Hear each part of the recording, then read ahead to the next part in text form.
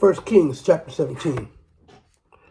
Now Elijah and the Tishbite from the Gilead settlers said to Ahab, "As the Lord God of Israel lives, in whose presence I stand, there will be no dew or rain during these years except by my command."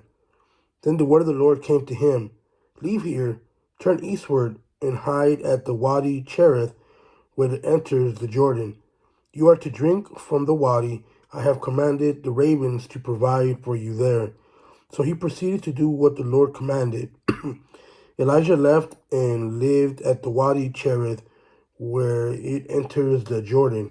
The ravens kept bringing him bread and meat in the morning, and in the evening he would drink from the wadi. After a while, the wadi dried up because there had been no rain in the land. Then the word of the Lord came to him, "Get up, go to Zarephath that belongs to Sidon and stay there. Look, I have commanded a woman who is a widow to provide for you there." So Elijah got up and went to Zarephath. When he arrived at the city gate, there was a widow gathering wood. Elijah called to her and said, "Please bring me a little water in a cup and let me drink."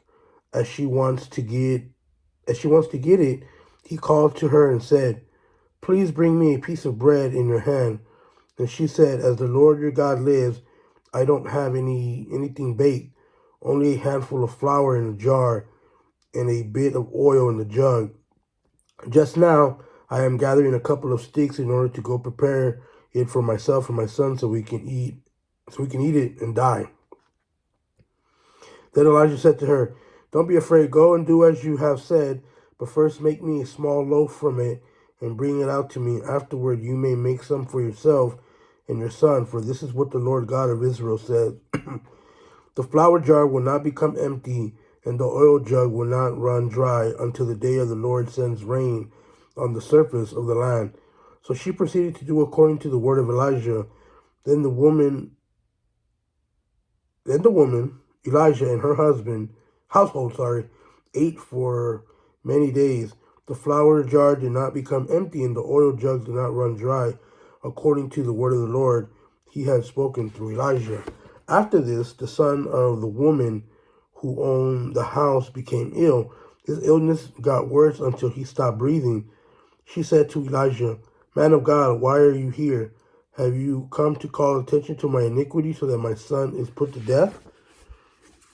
But Elijah said to her, "Give me your son." So he took him from her arms, brought him up to the upstairs room where he was staying, and laid him on his own bed. Then he cried out to the Lord and said, "Lord my God, have you also brought tragedy on the widow I am staying with by killing her son?" Then he stretched himself out over the boy 3 times. He cried out to the Lord and said, "Lord my God, please let this boy's life come into him again." So the Lord listened to Elijah, and the boy's life came into him again, and he lived.